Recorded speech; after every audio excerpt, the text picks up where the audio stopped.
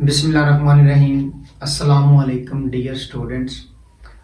आज का हमारा लेक्चर हाइब्रिडाइजेशन है। इस लेक्चर में हम हाइब्रिडाइजेशन को डिटेल से डिस्कस करेंगे और इसके साथ साथ हम हाइब्रिडाइजेशन की डेफिनेशन और इसकी जो टाइप्स हैं और उनकी जो डिफरेंट एग्जांपल्स हैं उनको भी हम डिस्कस करेंगे। तो हम अपने लेक्चर का बाकायदा आगाज करते हैं। What is hybridization? Hybridization is the process in which orbitals of different shapes and energy are intermixed to form new equivalent orbitals of same shape and energy. अब ये जो वर्ड हाइब्रिडाइजेशन है ये दरअसल हाइब्रिड से निकला है।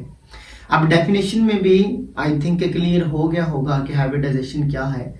हम थोड़ा सा डिटेल में जाते हैं कि हाइब्रिडाइजेशन एक ऐसा प्रोसेस है जिसमें डिफरेंट ऑर्बिटल्स होते हैं, वो डिफरेंट शेप्स और एनर्जी के होते हैं, वो आपस में इंटरमिक्स होते हैं।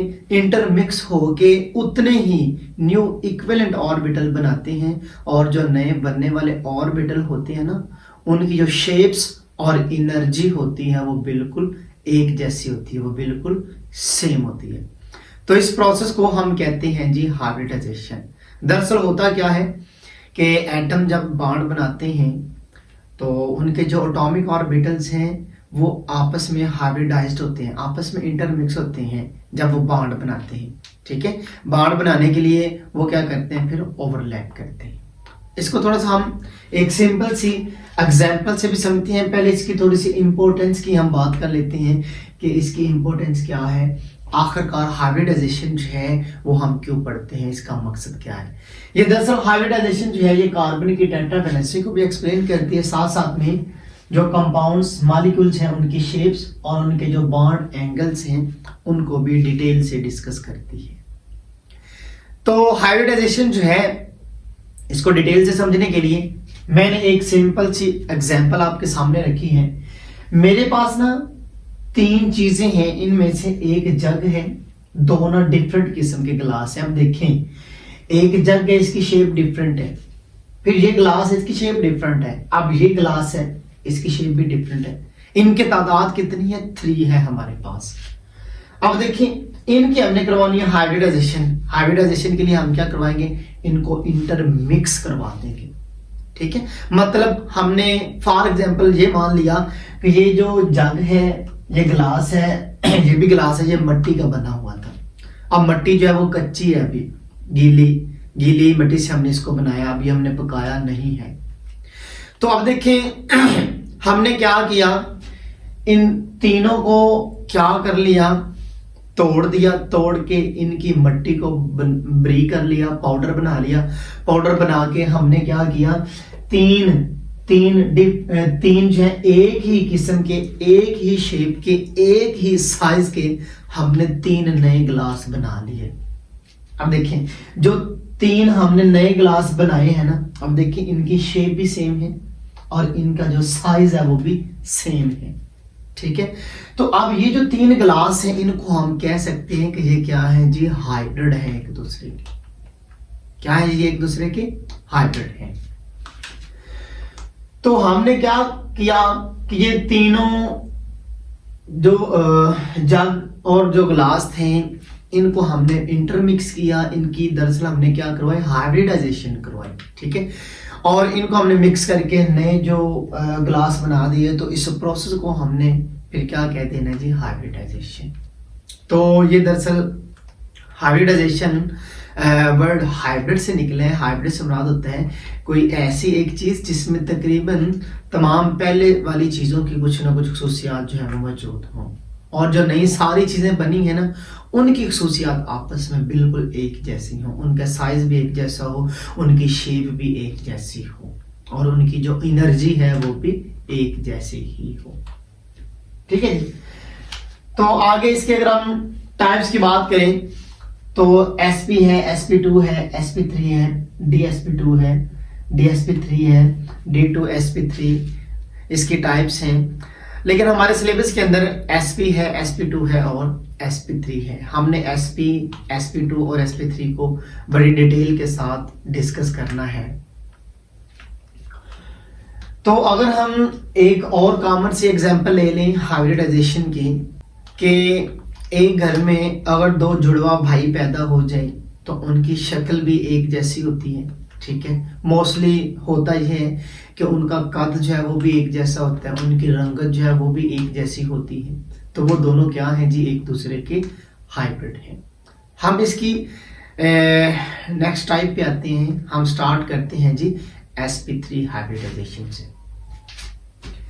What is sp3 hybridization? अब जो आपने ना फोकस करना है s और p, यानी s कितना है 1, p कितने हैं 3। अब इसमें हम क्या कहेंगे, the process in which 1s and 3p orbitals of different shapes and energy are intermixed to form 4 new equivalent orbitals with same shape and energy is called sp3 hybridization। अब दरअसल देखें कि यहाँ पे एक s है और 3 p है। अब देखें ये जो s और p है ना, इन तीनों, बल्कि ये जो चार बन रहे हैं, इन चारों की जो एनर्जी और शेप है वो डिफरेंट है। क्यों कि p जो है वो 3 ऑर्बिटल्स हैं, एक x एक्सिस के लॉन्ग, एक y एक्सिस के लॉन्ग और एक z एक्सिस के लॉन्ग। जब एक एटम जो है वो बॉन्ड बनाता है तो तीन चार ऑर्बिटल्स क्या करेंगे, आपस में इंटरमिक्स हो जाएंगे। इंटरमिक्स होके नए ऑर्बिटल्स बनाएंगे। और कितने बनाएंगे, ये 4 हैं तो नए 4 बनेंगे। और इक्विवेलेंट का वर्ड हमने इसीलिए लगाया कि नए उतने ही बनेंगे। और उनकी जो शेप और एनर्जी होगी वो भी बिल्कुल एक जैसी ही होगी, उनका साइज भी एक जैसा ही होगा। ये एक s ऑर्बिटल है और 3 p ऑर्बिटल है। अब इनकी ओरिएंटेशन जो है वो स्पेस के अंदर जो है वो डिफरेंट है। अगर हम, ये तो x एक्सिस के लॉन्ग है, अगर हम y को प्लॉट करवाना चाहें तो हम करवा सकते हैं। यानी ये y एक्सिस के लॉन्ग p ऑर्बिटल है और ये z एक्सिस के अलॉन्ग एक ऑर्बिटल है, और इस तरह से ये x एक्सिस के अलॉन्ग जो है वो ऑर्बिटल है। अब ये 3 p ऑर्बिटल और एक s ऑर्बिटल आपस में इंटरमिक्स हुए। इंटरमिक्स होके इन्होंने, ये 3 और 1 4 है, तो नए कितने ऑर्बिटल बनाने हैं जी, 4 ऑर्बिटल बनाने हैं। अब देखिए मैंने इनकी शेप एक जैसी बनाई है क्योंकि हमने प्रोसेस में पढ़ा है कि जो नए बनने वाले ऑर्बिटल होंगे उनकी एनर्जी और शेप जो होगी वो बिल्कुल सेम होगी और बिल्कुल एक जैसे ही हमें नजर आएंगे।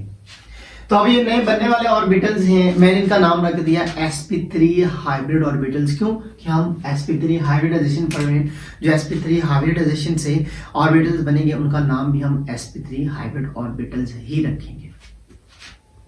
तो आप देखें, जब ये 4 ऑर्बिटल्स आपस में स्पेस में अरेंज होती हैं एक सेंट्रल एटम के गिर्द, ये मैंने रेड से एक सेंट्रल एटम बनाया है, तो ये बाकी इसके गिर्द जो है वो ऑर्बिटल्स हैं। जब ये सेंट्रल एटम के गिर्द अरेंज होते हैं तो ये टेट्राहेड्रली अरेंज होते हैं। इनकी जो शेप होती है वो टेट्राहेड्रल होती है, ठीक है। और इनमें जो बॉन्ड एंगल आता है वो 109.5 डिग्री आता है। आगे इनके अगर हम एग्जाम्पल की बात करें, sp3 हाइब्रिडाइजेशन की एग्जाम्पल की बात करें तो CH4 है, NH3 है, H2O है, CCl4 है, SiH4, एंड सो ऑन। इनको हमने डिटेल के साथ डिस्कस करना है। जो हमारे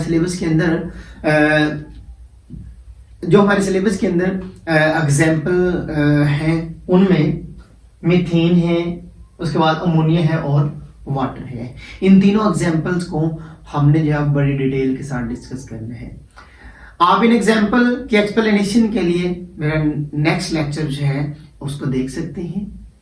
okay, thank you, Allah Hafiz.